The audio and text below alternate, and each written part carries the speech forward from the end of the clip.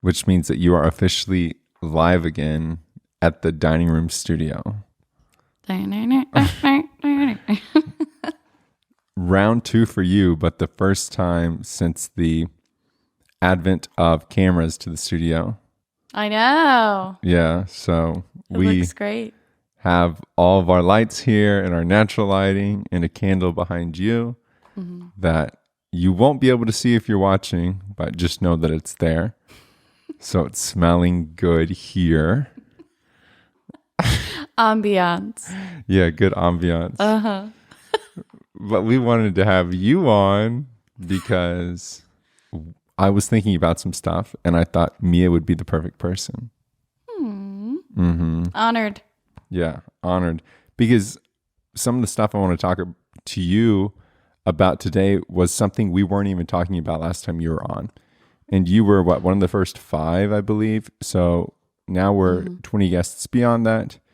And there's some things that have been in my head lately that I've discussed with other people that I think would be great to discuss with you.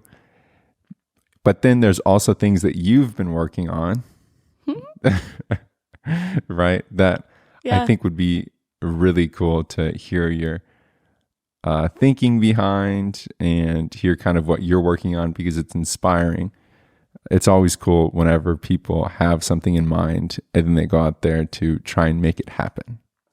Right? Yep. Yeah. It can take a while and it is not a linear path, but whenever you see someone go for it, then there's something exciting there. But for starters, how have you been since we were last here? Oh, yes. It's been good. It's been great. I'm still working with senior citizens, which is a passion of mine. You already know this. So yeah, life's been good. Life's been good. Mm-hmm. Have you been taking any pictures? Because last we left off, you were saying that you had some pictures that you should post, but you were kind of unsure about whether or not you were going to post them. What's the status there? So there has been movement. The needle is moving there.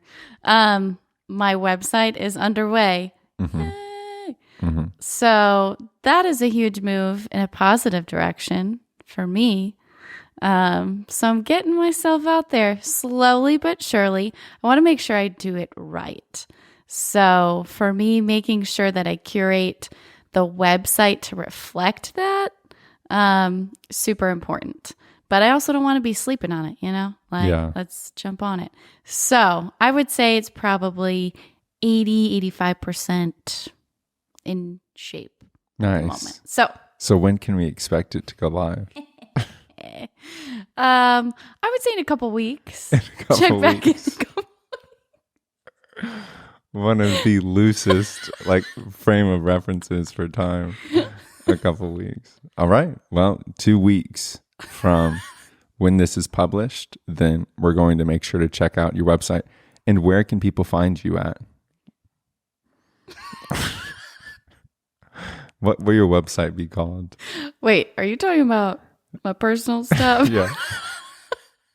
But that sounds weird, but your personal photography of landscapes. Correct. Yeah. To be clear, they're landscapes, cityscapes, everyday life shots, architectural details, stuff like that. Yes. Things skillful too.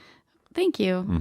Things that I've collected and taken throughout different travels, but also a lot of things that I experienced or saw in the different places that I've lived so far. So yes, website will be up. I don't know where you can find it yet. Because you're still thinking about domain name? Domain name, there's still a lot in development. So you're going to really have to stay tuned, and you might want to cut this whole thing out. That's the 15% that you're referring to. Yes. Yeah. Because settling on a name for several things that I've been working on has been difficult. I don't know how Talk to People podcast, that seems so natural. And I'm like, oh, why would it be anything else? That's perfect. But for me, that's where one of the things I struggle with is choosing a brand name. Because for me to get to talk to people took a long time. Really? Because the reason why it is talk to people is I knew I wanted to create a podcast, but so many people would tell me, you need to find a niche, you need to find a niche, you need to find a niche. And I would always say, well, I just want to talk to people. And I don't really want to be a person who's like, oh, every single day I'm going to talk to this one individual about how they budget through the month of June, you know, and have all these different people in my niches, personal finance and budgeting and the month of June. It's like, I'm just trying to talk to people. So that's why it is talk to people. But after I said it, after the fact, you do a lot of justification in your head of like, oh yeah, it's also talk to people because in order to initiate a relationship, more than likely you have to talk to somebody, right? So it's like the genesis of relationship building, and the end of all of this would be that people have great relationships and awesome community. So we may as well start there with talking to people, right? So you'll get there too, is like you'll pick something due to a certain reason, and then a year later you'll be like, oh yeah, and it's also this too, you know? Yeah. But one of the last people I had on the podcast, they said something that it's still in my head, but they said you can't steer a docked ship, meaning you have to get going and then you get good. And that'll happen with your website too, because you can always brand yourself, and having to rebrand yourself can be tough, but it's better to rebrand yourself rather than to never start. You know what I mean? So we went from a phase of not growth to to building a website, which I haven't done yet for my own stuff. No. So the ship is maybe docked partially, but you were totally taking motivating. ropes off. Yeah. And you're loading the ship up with stuff. Yeah. Yeah. Sometimes I need a swift kick in the, in the hull of the ship. Yes. Yep. Yeah. To just quit overthinking it and just do it. So have you historically always been an overthinker? With certain things, yes. Yeah. Yes. And so I like to think about, potentially, and also with a creative perspective, I think about, I could go in this direction, that direction. Let's explore all the different ones and then figure it out, which for time's sake is not always the smartest move, because then I spend a lot of time exploring all the potential avenues instead of focusing on, all right, I'm going to pick this one and just go with it. And then if it changes as I move along, then I'll figure it out. But so the paradox of choice. Paralyzed by that sometimes. And it's the analysis paralysis. Yep. But you are working on a lot of different things, and one of the things that we wanted to talk about a bit was, previously I've been thinking about something, and you can weigh in on this, but it's this idea of the importance of community, but in addition to that, a certain characteristic of community. And I think that myself, you, people who, really anybody, I think should strive for this, and that's to have intergenerational community. So if you can imagine a building, and each story of the building represents a generation. Oftentimes people have like 2-story buildings. Like they know their peer group, which is one story, and then they may know like their parents and their parents' friends and their parents' siblings. If they're lucky, like I didn't really grow up with grandparents. I had one grandparent for a while. I had 2 grandparents technically for a while. So they may have another story, but as we get older, particularly, I would say after high school and you get into college, and then after college, you have an active opportunity and choice to make to put yourself around older people and kind of expand your life. I know this is done really well in the church.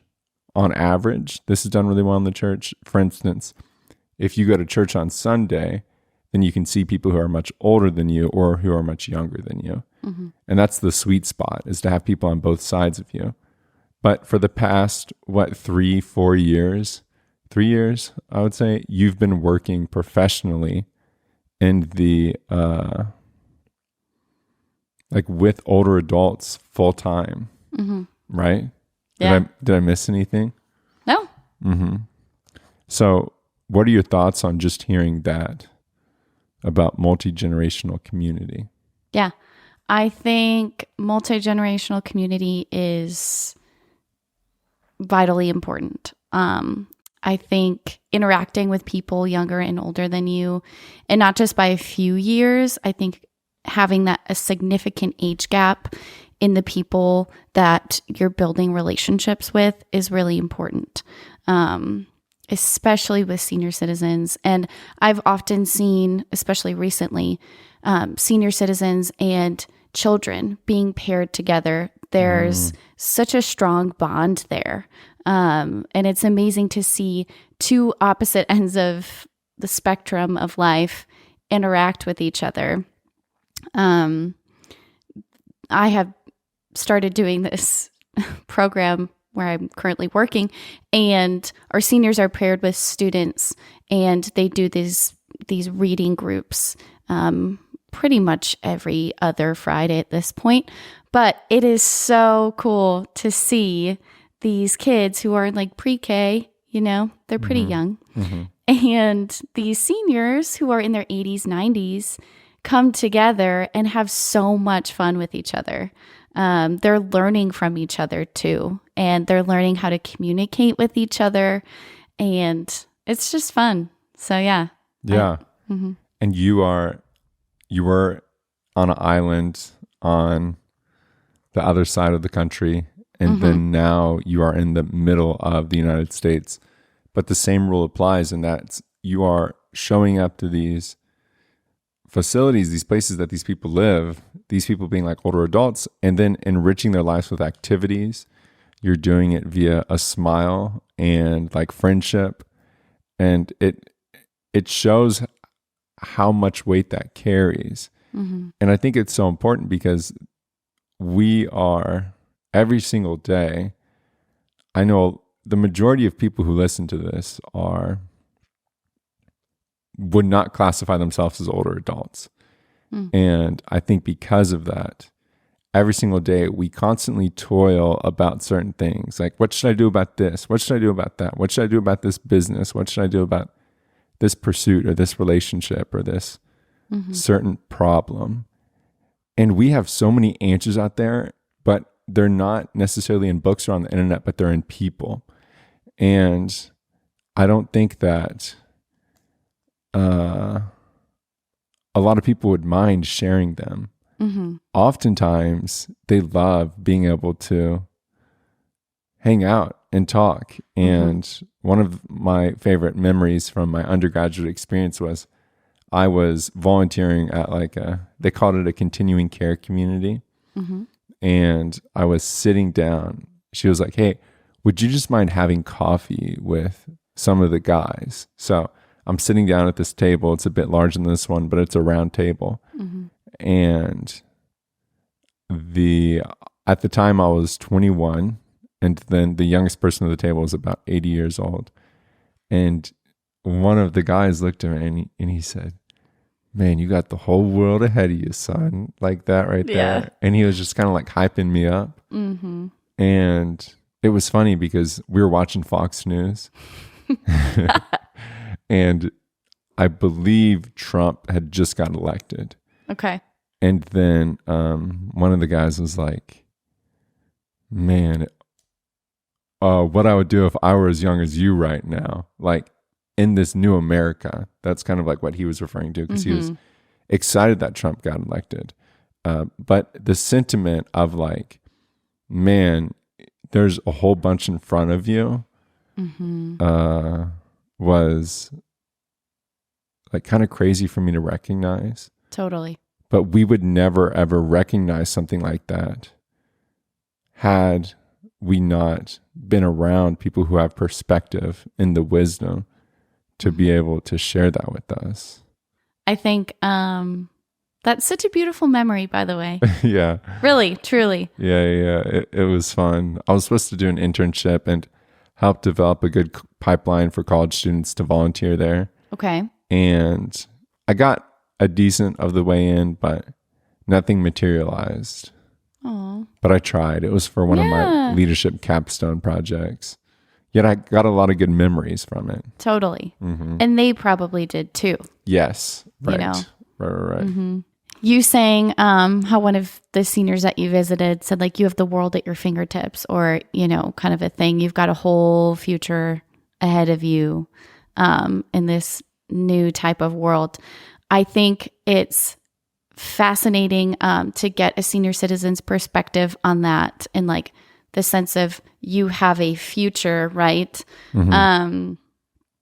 Because they've lived so many different lives in between, when they were a baby and to now when they're in their 80s, 90s, right? They've done so many different things, and it's really compelling to learn about the way that their journey has taken them in so many different directions. But it's also inspiring because it kind of motivates me to not be weighed down by hesitation. Like sometimes I hesitate and I'm like, well, maybe that's really not what I'm supposed to do. And maybe I should just wait. And a lot of times when I talk to seniors in a variety of different communities, whether it be long-term care or independent living, there's this sense of like, why hesitate? Why are you hesitating? Just do the thing and you're going to be okay, because look at me. I've done the thing 10,000 different ways and I'm okay. And I'm here to tell you these stories. So for me, it's really almost like a warm hug. They're like, you're going to be fine, but just do it. And, I don't know. So to hear that, it's like, it makes me reflect on that. Yeah. So what are some of the stories that you've heard? And you don't have to share names, but I'd be curious. Yeah. I mean, gosh, I've worked with a variety of people. Some people had really, really high up jobs in higher education. So they worked for the state board. Some people I know, they worked, and also as a generational thing, some of the females worked at home. Some of them worked as secretaries. Other people I know have worked in big finance groups. Other people have traveled the world, a lot of military service, people working in the Olympics, people working in all sorts of different settings in higher government positions. So it's really cool to see how, they've led these incredible lives. And now I get to enjoy the person that's in front of me and the stories that they have to share. And I really want to learn from what they've experienced. Because I do think that the good, the bad, the ugly, they're not going to sugarcoat it either, which is great. I have found a lot of times when I'm speaking with seniors, they're really honest. No matter the situation, they're going to be honest. And I always find that really refreshing because they don't mean it in a mean way. I really think they mean it in an honest way of like stewarding the people that are coming after them. I don't know. Yeah. And how do you learn from them? I ask them a lot of questions, whether that be during an activity or just during time when I'm kind of hanging out, walking around. I ask them questions about, hey, so tell me what that was like. For example, somebody mentioned that they grew up on a farm. And I'm like, tell me what that was like. And she said, oh, my family, we had cattle, we had this, but I really remember picking blackberries with my grandma. Or, so it's just like picking up on the nuances of everyday life, of things that they did, for many, many years, but something that you wouldn't know that this person had blackberries in their backyard if you didn't ask, hey, so tell me more about that. Or what is your favorite memory of growing up on the farm, or something that you really hold dear to your heart, because there are those small things that are really, really meaningful. even just the smell of something. They're like, oh gosh, I remember making apple pie with my mom every Sunday or something like that. So that just, and you're so good at this too. You ask really meaningful questions. It's true. It's true. And so that gets people to feel more comfortable talking. And it kind of opens the floor for maybe conversations that would go in different directions instead of just, oh, where did you grow up? Where are you from? The basics, right? Yeah. What are some of those questions that you do ask? Because I know you tap into their wisdom by asking questions, probably asking about their childhood, right? I would say, a lot of interactions with seniors definitely focus on reminiscing, like that component of it, which is great because you're pulling from long-term memory.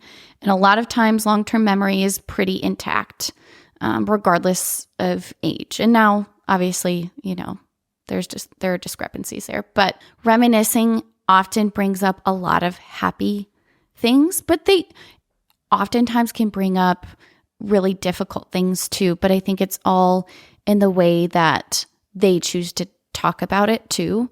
There's one in particular I'm thinking of who grew up in the Depression era, right?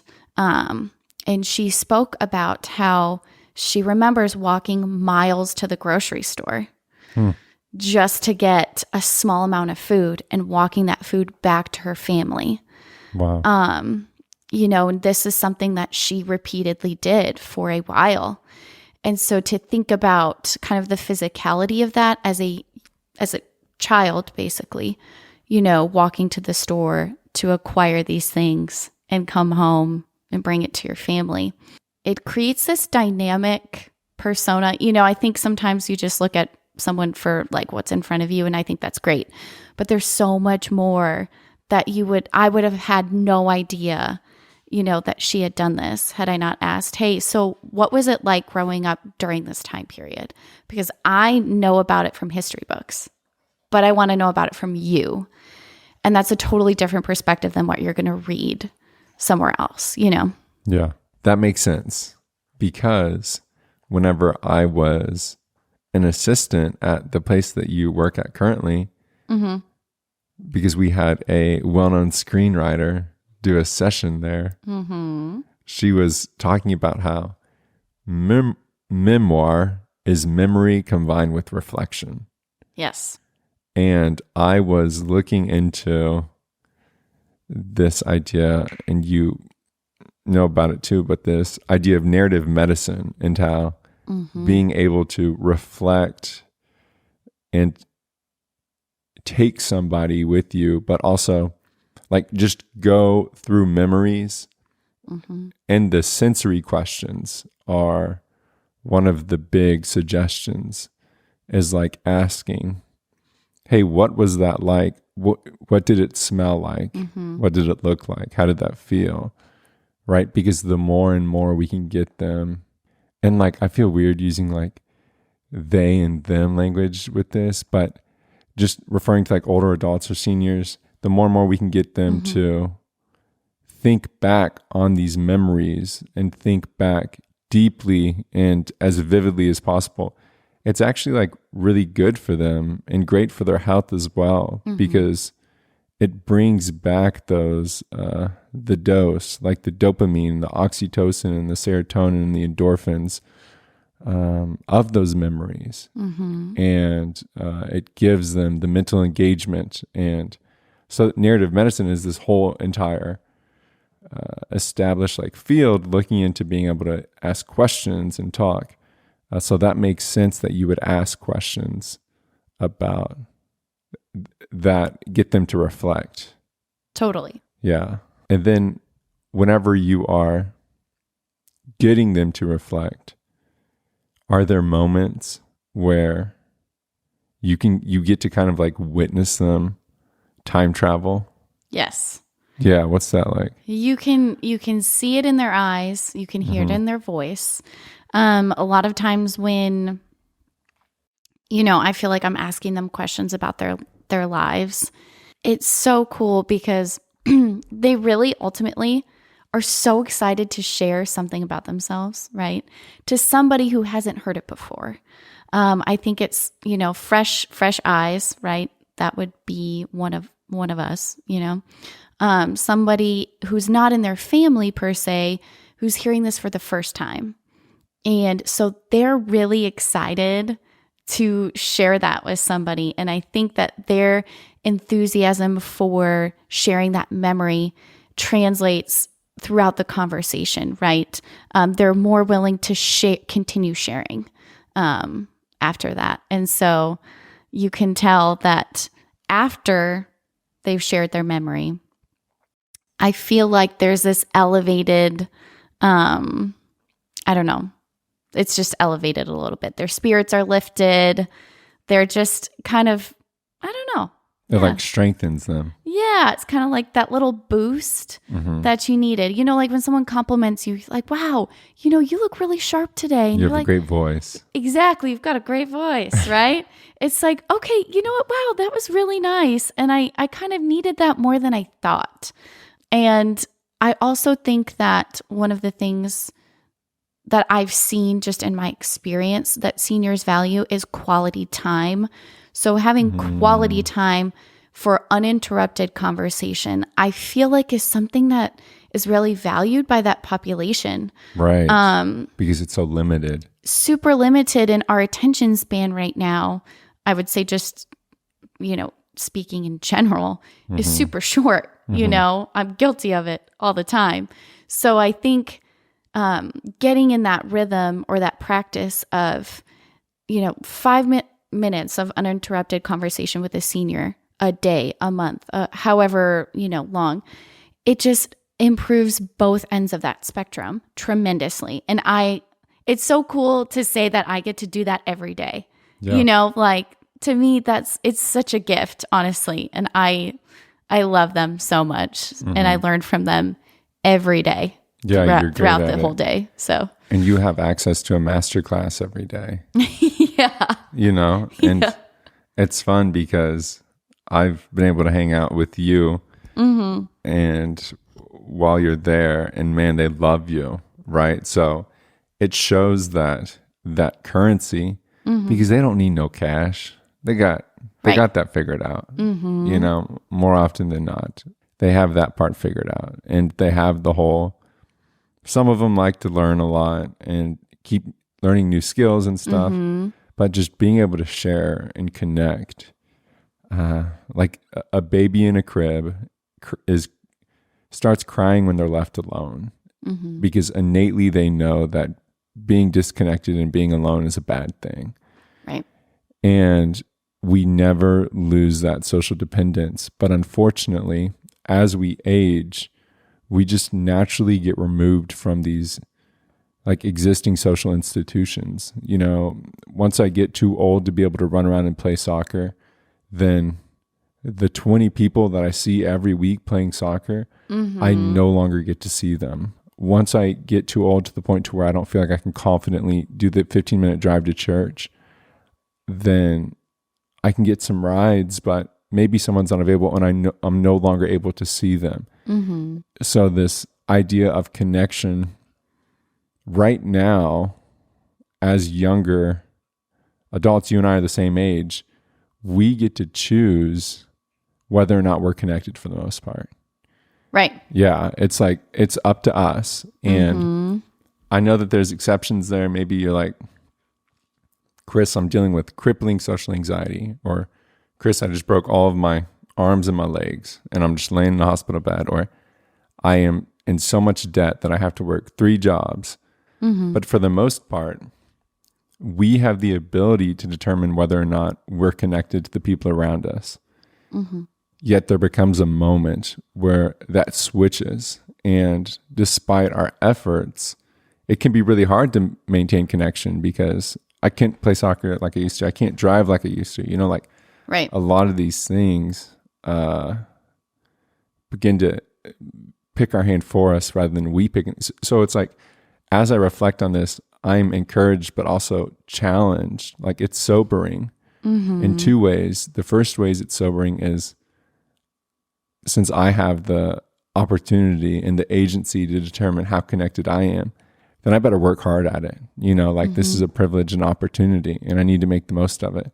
And the second thing is, for those people who can't, then I really need to make sure to go, and this is something I'm inspired by you at, and you're like a leader for me, is like showcasing what that looks like and trying to follow suit, trying to follow your lead, and I can improve at it.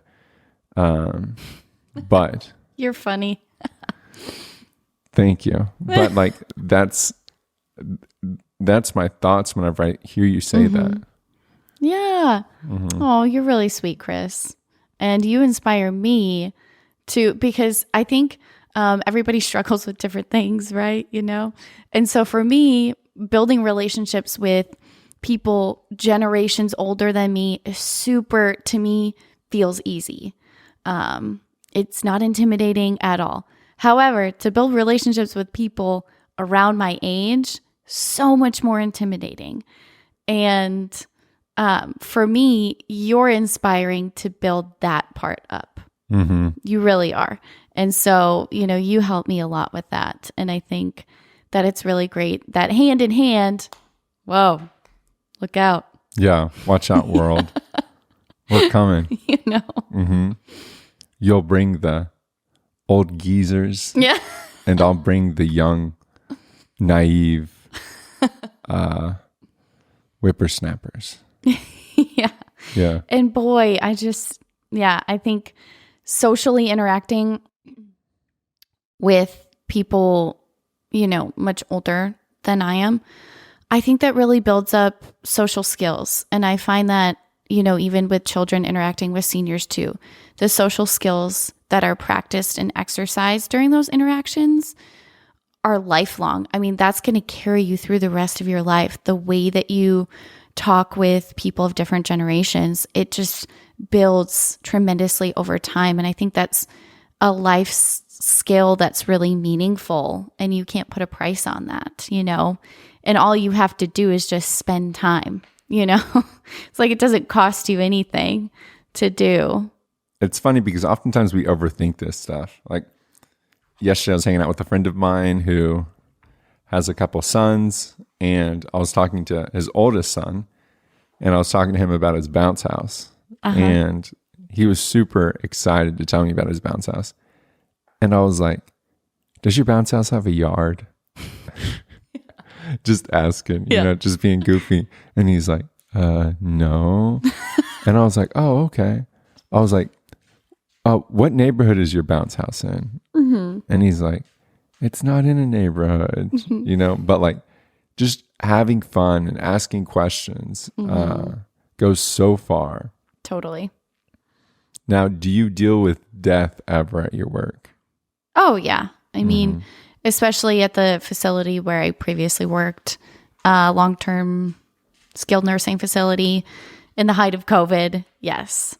But even now, yes, it's definitely part of the fabric, unfortunately. But at the same time, I feel like in both communities where I've worked, the people who live there really look out for each other. They kind of become this family, and it's so neat to see them express concern or care for each other. They're constantly checking in. If they know if something has happened, they're really looking out for each other, and they're saying, hey, I heard this happened. What can I do to help? Or how can I be there for you? Or how's your family?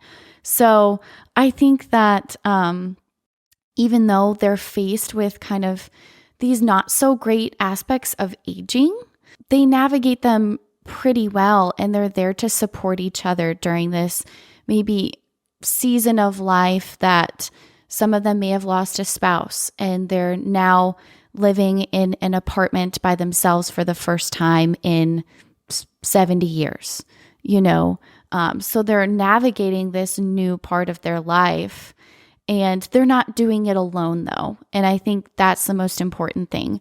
They have a community of seniors around them who are, maybe roughly around the same age, and stuff like that. But also they have a community of staff members that are also like family. And I think that's a component of both places that I've worked at, which are both fantastic. The staff really and the residents just, they enmesh in the best ways. And I think that is a really strong foundation to build, other aspects of your relationships off of. Mm-hmm. It's like a community at the community within a community. Yeah. Right. Because, and I think about the reason why I ask about death is I know generally, aging is associated with like mortality, right? And like the fragility of life. And we think more about that. And also there's like more wisdom with mourning. And that can be hard for you, right? Because you get to build relationships with people and you really enrich those people's lives. So what was that like whenever you first had to deal with that? Professionally, trying to keep it cool and keep my emotions in check. But at the same time, because you grow to have these really strong relationships with people really fast in these settings, you become emotionally invested and emotionally attached, or at least I have. And so to see people that you care about, suffering or in pain or mourning, it can be taxing, and you're like, oh my gosh, I want to be here for this person, but I knew who, so it's definitely one of those things that it is difficult to navigate. And I didn't know what to expect when I first started working at the skilled nursing facility in 2020. So it was like, all right, we got COVID. You're going to start working in a medical facility, which I have no background in, and let's do this. I had no idea what to expect. And I didn't know that, foolishly, right, on my part, that like death would be a part of my daily interactions. Like it could potentially be, right? Anything could happen at any moment. And so I think seeing people, who are really, really sick or going through a tough time, even though physically that's what they're experiencing, intellectually and spiritually, for the most part, a lot of them were like super positive. And, despite maybe what they'd been going through, that was really eye-opening for me too, because I think sometimes I focus on, okay, these are my circumstances right now, and I have this attitude about it. But it's like, even if you are in so much pain, you have the choice to act a certain way. So I think that was really eye-opening. But yeah, kind of being confronted with mortality as a young person working in these settings has been transformative. Yeah. What would your advice be to someone who is about to be where you were 3 years ago? Like kicking it off. I would say, first of all, if you can have the opportunity to work with seniors or in a setting where there's a high, there's a density of aging population there, do it. It will enrich your life in the most profound ways, even ways that I can't even explain. It's just a feeling and experience and something that, you carry with you. But yeah, embrace the journey. I mean, every day is different, and that's the cool thing about it. But yeah, embrace the journey and know that even if you don't know what you're doing, you're going to know what to do. Yeah. I was so concerned, initially about, all I've known are museums and art galleries. However, I think God planted a seed a long time ago in my heart that seniors, like these are your people. Like, you're going to get to work with them someday in a way that you don't know yet, but you're going to. And so looking back as I reflect on, certain moments in my life, I'm like, gosh, that makes so much sense, to see how my relationship with seniors, that's only grown over time. It's something that's just really taken off. So yes, embrace the journey, enjoy the unexpected, because, that's how it is. And, really just don't be afraid to dive deep and don't be afraid to put yourself out there. I would always get so self-conscious about, I'm going to do this activity with them, but people might not come, and odds are if you're enthusiastic and you're like, hey, I'm doing this thing, come try it out. I would love to have you there. They're going to show up. Yeah. So yeah, I don't know. Put yourself out there, enjoy it. Just have fun with it. Yeah. I remember whenever you had you were starting in that role and middle of COVID and you packed your bags because you were living in Winston-Salem at the time. Yeah. Right. North Carolina, and you packed your bags and you moved to South Carolina. Mm-hmm. And wow, that move, it was so big and bold of you to go out there because you're going on your own. And I remember there was a moment where we were with Annie, and she was on the 7th floor of her apartment, and her corner office. Right, her corner office with beautiful windows.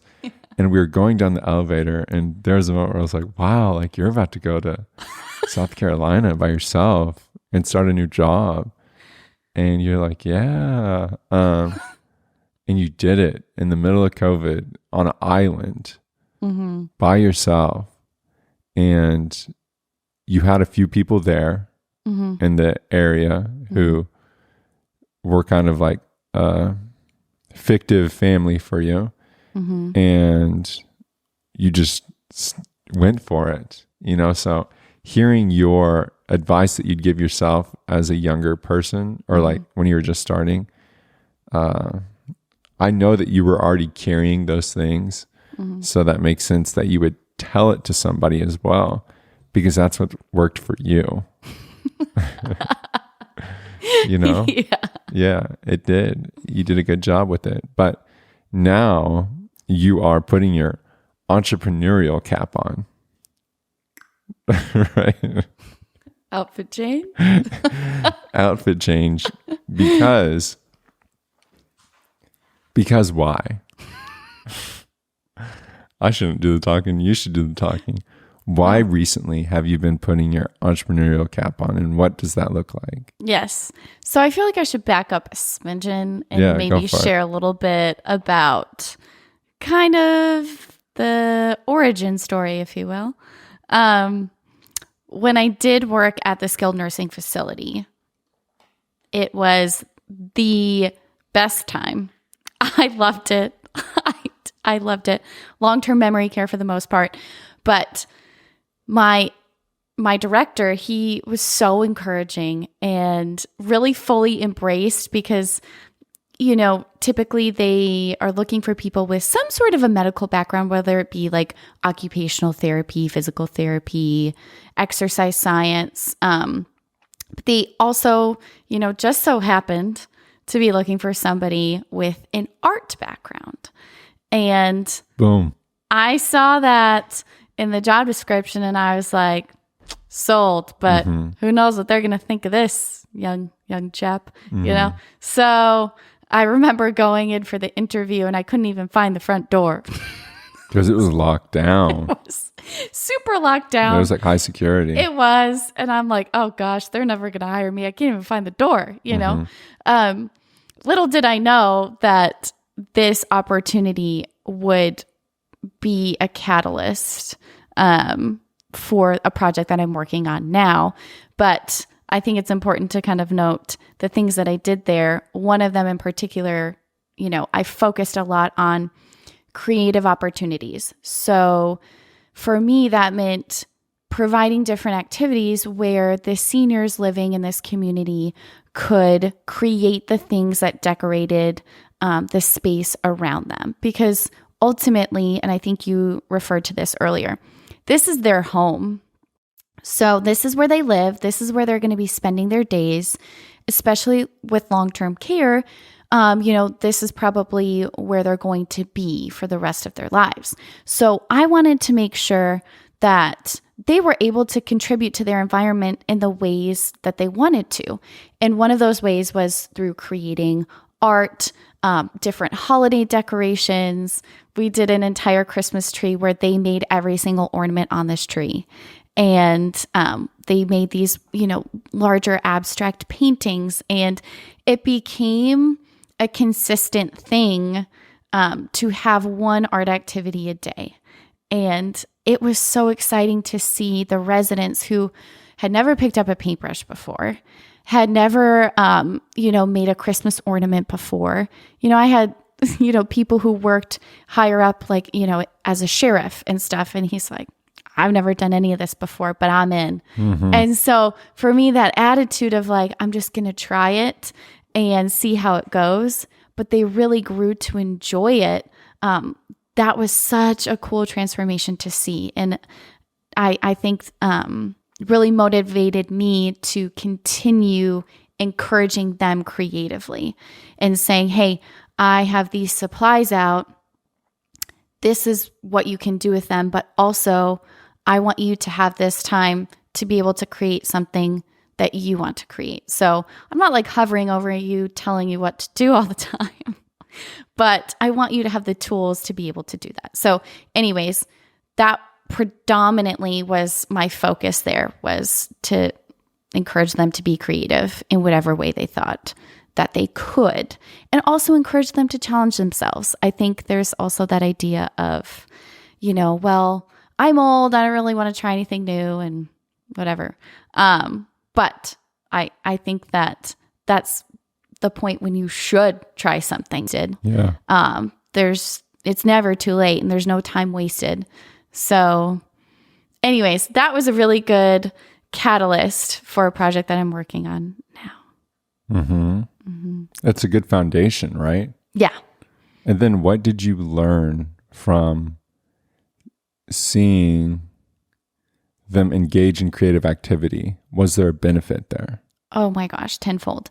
I think that it really increased their confidence, and to say, hey, they get to look up on the walls around them in common spaces or in their rooms especially, because they can feel a little bit sterile at times. And so to brighten the place up and add things that they've made, they're looking up there and they're saying, oh my gosh, I made that. Or when their family comes to visit them, they're saying, hey, I made that. Or their family saying, did my dad paint that? Because he's never expressed interest in that. And I'm like, yeah, he actually did. And they're like, what? So to see kind of the benefits of their confidence and just their pride in saying, I did this despite being bound to a wheelchair. They don't, I don't see that as that confining them. And neither do they, or at least in my experience. So they're feeling this sense of freedom, confidence in doing those things. Their family's excited to see their parents or grandparents or great grandparents do these things that they're seeing on TikTok. I had them doing acrylic paint pours. Those are things you see on TikTok. They're cool too. They're super cool. Mm-hmm. But, I had people in their 80s, 90s, and beyond doing these things. So it's cool to see their family excited and the senior excited. It's also really rewarding to see them achieve these creative endeavors, regardless of any perceived physical limitations or mental limitations, with anything like Alzheimer's, dementia. It's really, you can see the joy on their faces and in their hearts when they're doing these things. And they're like, oh, okay, where should I put this color paint? And I'm like, okay, if you follow, within these lines, that's where you're going to put your red paint. And this is where you're going to put your blue paint. And, we're doing things like color theory. So mixing colors and you're figuring out which color combinations make certain things. So they get excited. they are really invested in learning. I've seen that too. They want to learn. They want to continue contributing. And also socially, they interact with each other too. Even if they don't know what they're doing, they're like, hey, do you know what you're doing? And the person next to them is like, not really. So we can bond over this fact that we feel like we're enjoying this, but we don't really know where it's going yet. So... And that is one of the coolest things. Yeah. Just like we were talking about with community and how it can be more difficult to build a community or to be a part of community. Art and creative expression gives the vehicle for being a part of community and being around people. And the cool thing that I like about groups of people is that we're all different. Like totally. You and me, between you and I, you're the funny one. So you bring the jokes. And then me, I'm more of like, I'm kind of like the one thinking about TV shows and stuff.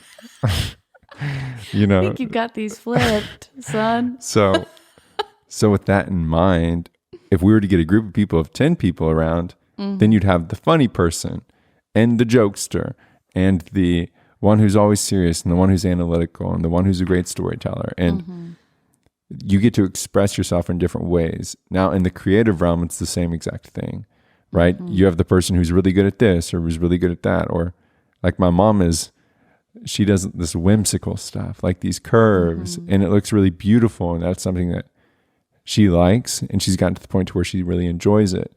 But then you see these other artists that do the straight lines or that do abstract or whatever, you name it. So being able to get people together for creativity gives that expression that is like a constant in fun community, is having variety. Totally. Yeah. So you've seen the rewards of this. Yes. And that leads you to what now? Yeah. Oh, my project. No, I do love what you said about the variety of responses and styles of communication. That made me think of something. Yeah. So I think when I'm just thinking of this instance that happened. So I gave a bunch of seniors all the same materials, canvases, blank canvases, same color paints, same instructions. And the instructions were paint a landscape. It didn't say what kind of a landscape, because landscape can mean so many different things. And every single person, there were 6 residents who did this. Every single resident painted something different. Wow. And so for me, that what you just said made me think of that, because it is so true. I think that's the power of creativity, is you can be given one prompt or one thought or one idea, and you'll get 6 different responses to it, visually or verbally, however, that's communicated. And so I think that's so neat too. That adds another just layer to it all. So yeah, it totally does. Yeah. But all of this, big reveal, has led me to, with your encouragement, by the way, which you already know, the Joyful Palette Project, which is something I've been working on, for a little bit. And the goal behind this entire thing is to provide creative opportunities for seniors, so that they're able to create works of art that spark joy within themselves, within their communities, within their relationships with people in different ways. And so it's scaled, to meet different needs. And really, I want to meet seniors where they're at. I know there's a continuum of care, meaning from skilled nursing all the way to independent living, and people still living at home even too, who are just wanting more engagement in that sense. Yeah. So I'm excited to kick it off. Yeah. You've been working really hard on it, and I'm excited for you too. Thanks. And I know that there can be moments where you're probably nervous about it. Totally. I feel like watching you talk to people, right? You were super calm, cool, and collected. And I'm like, oh, he's like making this look like, whoa, like you've made, no, seriously, it's so impressive. And so as I'm kind of walking through this, and you've been walking through this with me, really, I'm like, good grief, this guy did all of this. And I can barely, get my feet off the ground here without kind of getting emotional. So it's like, I'm super impressed by you and the way that you have launched this entire brand and what you're continuing to do. Like, it's very impressive and inspiring and motivating for me to watch you. Thank you. That's kind of you. It's true. I think it's a good example of how we will have, like, everybody around here, that question. I was asking you this question. What is really hard for most people but easy for you? And something that you're incredibly skilled at is what you were saying, like building relationships with people who are much older than you. And not only building relationships, like it's cool to be able to be friends with a neighbor who is well beyond your age, but be surpassing that, you're also creating opportunity, you're creating vehicles for expression, like these things that aren't commonplace, and they're not rote, they're not boring. You don't see them every day. And I can see that in your life because you are received with such positivity and gratitude and appreciation, no matter where you work. It's always like you are like, dang, this girl's got the juice. like she's got it. And not many people do. And that costs you. I know you go all in and you really dedicate a lot of time there, but it's something you're skilled at. And I think that with the podcast, one of the things that I struggle with too is putting stuff out there. But lately I've been a little, let me think about this. Don't think, just do type deal. Okay. So just like post, boom, just do that. Just do this, do that. Dropping it. Yeah. Yeah. And some of the episodes, could I be better? Yeah. I bet I could be way better. Could the guests be better? Yeah, they could be way better. But that idea of just going for it, and it's different people have different levels of just go for it, and we need both levels. Like we need people who are really good at building brands, but then we need people who are really good at managing brands, because the vast majority of the time, there are two different specialists for those two things. And you'll see it with the biggest companies, you'll see it with the small companies, you'll see it in bands. Like you got people who are constantly in new bands. And it's like, why don't you just stick with one? Well, they don't like it. They like to build the new band. And they like that challenge of, wow, this new band's headlining now. And then after 5 years, it's like, yeah, we're going to break it up. We're going to go with this. We're going to go with that. So don't be discouraged whenever you may see me drop a new podcast and then you're like, oh man, like my project is going much slower because you got the juice over here. You know what I mean? So like putting the metric of success over here isn't going to serve you well versus like if I were to put my metric of success over here, which I'm screwing myself over too every day because I'm thinking about analytics. I'm thinking about numbers. And that right now should not be where I'm putting, and I say right now, really just in general, but should not be where I'm putting any value. And I talk about that a lot. And I think that it's like, I know not everybody who listens to this is creating like content, but it's really relatable. I just hope that we can find the right metric of success, but yours is your ability to create relationships and creative opportunity. And you're going to be doing it professionally soon with the Joyful Palette Project. Yeah, GPP. Yeah. And I'm excited for that. What about you? What are your feelings when you think about that? Yeah, it is super exciting to think about taking these creative experiences and opportunities to a wider audience of seniors. It's so cool. I've seen it just work in so many different ways. And I think it'll be really exciting to see how it takes shape as I continue to move along, but I think there's so much to be said. I mean, there's a reason why people travel thousands and thousands of miles or however far to go see the Mona Lisa or Botticelli, right? There's some draw towards artwork, and some of it may be inexplicable. Some of it's maybe an emotional thing. And so I think, there's that desire to learn about, kind of more the academic side of art, which is a component of the Joyful Palette Project, right? Is the learning part and then the practicing what you're learning part. But it's also just the actual creation, right? When you're creating, you're kind of breaking down some barriers. You're taking down your walls a little bit. You are communicating visually. Sometimes words can be hard. I fumbled a lot during this whole conversation we've had. Me too. So it's like, words can be difficult. And sometimes you just need an avenue of saying, hey, I want to say this, but I don't have the words right now to say it.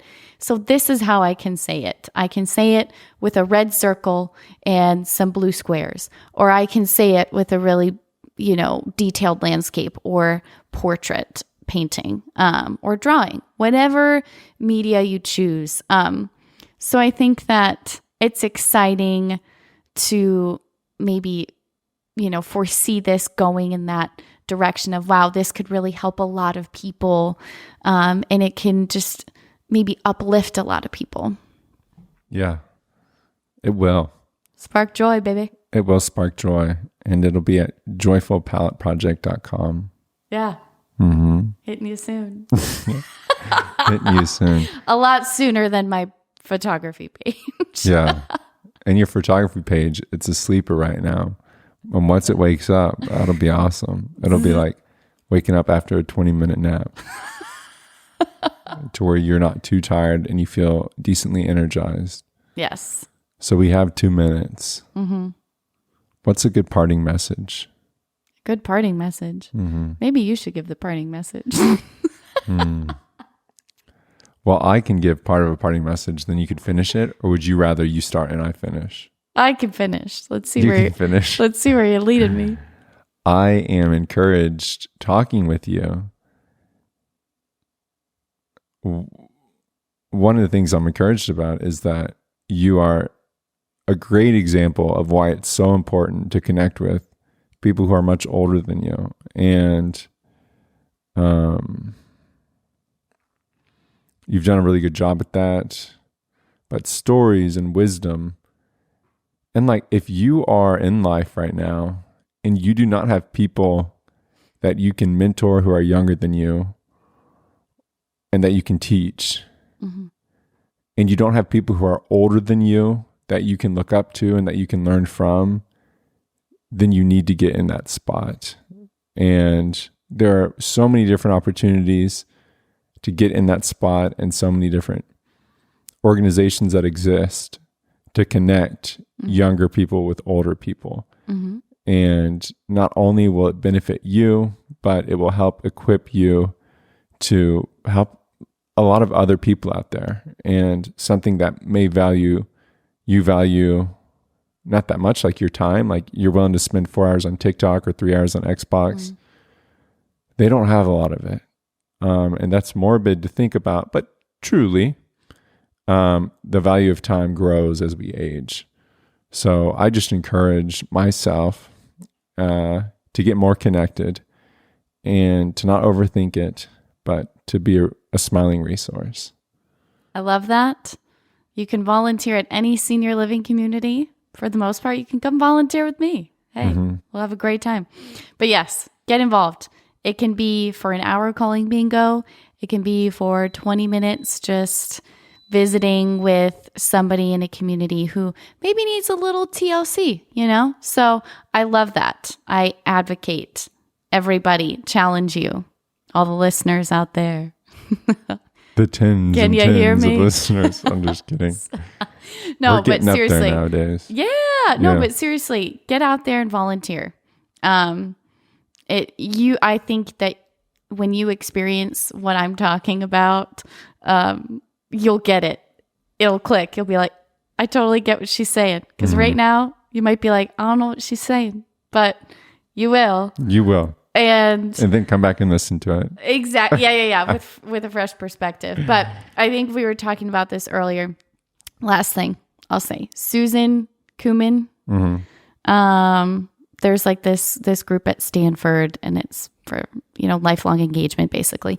And she said something super cool. And I know I talked to you about this, but the key is pairing great potential with great experience. And to me, that is like the epitome of intergenerational relationships, right? There's this great potential that people see in youth, and then there's this great experience that people see in seniors or the aging population. And so I think when you bridge those two, you connect those two, it's like we could be just unstoppable. I think there's so much richness in those relationships, and I think she said it beautifully. So, amen, Mia. Thanks for being here. Thanks for having me, son. I love you a lot. I love you more, buddy. Well, folks, we'll see you next time. See you real soon.